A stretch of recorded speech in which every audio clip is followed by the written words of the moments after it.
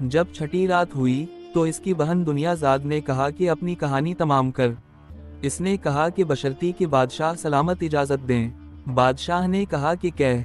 उसने कहना शुरू किया कि ए नेक बख्त बादशाह, मुझे मालूम हुआ है कि माहीगीर ने देव से कहा कि अगर तो मुझे छोड़ देता तो उस वक्त तो भी कैद ना होता, लेकिन तो मेरे कत्ल पर तूला खड़ा था। इसलिए अब मैं तुझे इस लुटिया में बंद करके मारता हूँ और तुझे समंदर में फेंके देता हूँ। वो खबीस चलाने लगा और उसने कहा कि ए माहीगीर, खुदा के लिए ऐसा मत कर और मुझे छोड़ दे और मेरी बुराई का बदला मत दे। अगरचे मैंने तेरे साथ बुराई की है तो मेरे साथ भलाई कर। लोगों का मकूला है कि ए बुरों के साथ भलाई करने वाले, बुरा करने वाले के लिए खुद इसकी बुराई काफ़ी सज़ा है। तो मेरे साथ ऐसा ना कर जो अमामा ने आतका के साथ किया।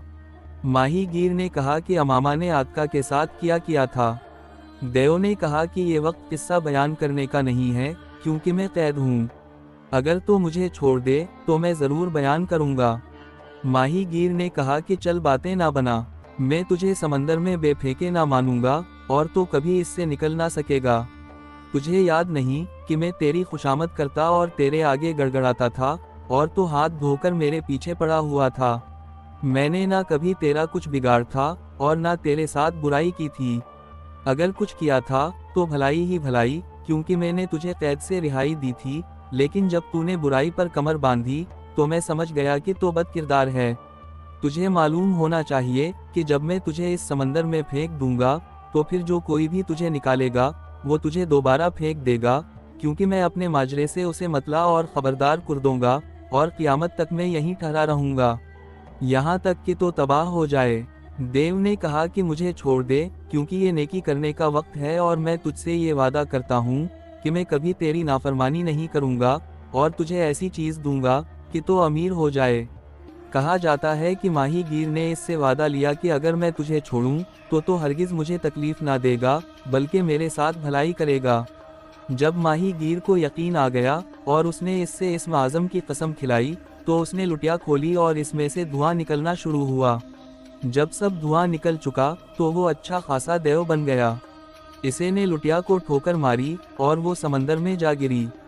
जब माहीगीर ने देखा कि उसने लुटिया को समंदर में फेंक दिया है तो उसे अपनी मौत का यकीन आ गया और वो अपने कपड़े दांत से काटने लगा और कहा कि खुदा खैर करे, ये बुरा शुगून है। फिर इसने अपने दिल को मजबूत करके कहा कि ए देव, खुदा कहता है कि अपना वादा पूरा किया करो, क्योंकि क़यामत के दिन इसकी पुरसिश होगी। तूने मुझसे वादा किया और हलफ उठाया है कि मुझसे दगाबाजी ना करेगा, वरना खुदा तुझसे समझेगा। वो बड़ा गियूर है, ढील देता है मगर जाने नहीं देता। मैंने तुझसे वही कहा है जो दौबान हकीम ने यूनान बादशाह से कहा था कि मुझे मत मार, खुदा तुझे सलामत रखे। देव हंसा और इसके आगे आगे रवाना हुआ और माहीगीर से कहा कि मेरे पीछे पीछे आ। माहीगीर इसके पीछे पीछे हो लिया और उसे यकीन ना आता था कि इसकी जान ना जाएगी। चलते चलते वो एक शहर के पास पहुँचे और एक पहाड़ पर चढ़े और वहाँ से एक लंबे चौड़े जंगल में उतरे। वहाँ एक साफ शफाफ तालाब था। देव इसमें उतरा और माहीगीर से कहा कि मेरे पीछे पीछे आ। माहीगीर बीच तालाब इसके पीछे पीछे गया। वहाँ पहुंचकर देव ठहर गया और माहीगीर से कहा कि जाल फेंक और मछलियाँ पकड़। माहीगीर ने देखा कि तालाब में रंग बिरंगी मछलियाँ हैं, सफ़ेद और लाल और नीली पीली। इसे सख्त अचनभा हवा और उसने जाल खोलकर फेंका और फिर खींचा तो देखा कि इसमें 4 रंग की मछलियाँ आई हैं। ये देखकर माहीगीर बाग बाग हो गया। देव ने कहा कि इन्हें बादशाह के पास ले जाओ और उसे पेश करो, वो इसके बदले तुझे अमीर कर देगा। अब खुदा के लिए मुझे मुआफ़ कर। इस वक्त और कोई सबील मुझे नज़र नहीं आती, क्योंकि मैं 1800 साल समंदर के अंदर रहा हूँ और सिवाय इस वक्त के दुनिया की शक्ल नहीं देखी। इस तालाब में किसी दिन एक बार से ज़्यादा मछलियाँ ना पकड़ी हूँ। ये कहकर वो चलता हवा और चलते चलते कहने लगा कि खुदा हम दोनों को फिर मिलाए। फिर इसने ज़मीन पर ठोकर मारी, ज़मीन फटी और वो इसमें समा गया। माहीगीर शहर की तरफ रवाना हुआ और वो देव के वाक़ये से सख्त अचंभे में था। मछलियाँ लेकर जब वो घर पहुँचा तो उसने एक कोंडे में पानी भरकर मछलियाँ इसमें डाल दी। पानी के अंदर कोंडे में मछलियाँ कलीलें करने लगें। माहीगीर इस कोंडे को सर पर रखकर महल की तरफ रवाना हुआ जैसा कि देव ने इससे कहा था। जब माहीगीर बादशाह के पास पहुंचा और उसे मछलियां पेश की, तो बादशाह को सख्त अचंभा हुआ, क्योंकि जिस किस्म की मछलियां माहीगीर लाया था उसने तमाम उम्र न देखी थीं। बादशाह ने हुक्म दिया कि मछलियां बावर्चन लौंडी को दे दी जाएं। कहते हैं कि 3 दिन हुए ये लौंडी रूम के बादशाह ने तोहफे में भेजी थी, और बादशाह ने अभी तक इसके खाना पकाने का तजुर्बा नहीं किया था। वजीर ने हुक्म दिया कि वो उनको तले, और कहा कि ए लौंडी, बादशाह सलामत कहते हैं कि ए मेरी जान, हमने मजबूरी की हालत में तुमको तकलीफ दी है। तुझे चाहिए कि हमें अपनी कारीगरी और खाना पकाने के फन से खुश कर दे, क्योंकि ये मछलियां बादशाह के लिए तोहफे में आई हैं। वजीर ये कहकर वापस गया और बादशाह ने उसे हुक्म दिया कि माहीगीर को 400 दीनार दे दे। वजीर ने 400 दीनार दे दिए। माहीगीर ने इन्हें अपनी बगल में दबाया और घर भागा। कभी गिर पड़ता, फिर उठ खड़ा होता, और कभी डगमगाता चलता और ये ख्याल करता कि ख्वाब देख रहा है। उसने अपने अहलवू इयाल के लिए ज़रूरत की चीज़ें खरीदी और अपनी बीवी के पास गया और मारे खुशी के फूला न समाता था। यहाँ तक तो माहीगीर का किस्सा हुआ। अब लौंडी का वाक़या सुनिए। इसने मछलियाँ लेकर उनको साफ़ किया और कढ़ाई चढ़ाई और मछलियों को गलाया। जब वो एक तरफ पक चुकी और उसने इन्हें दूसरी तरफ पलटा, तो क्या देखती है कि बावर्ची खाने की दीवार फटी और इसमें से एक नौजवान लड़की नमूदार हुई।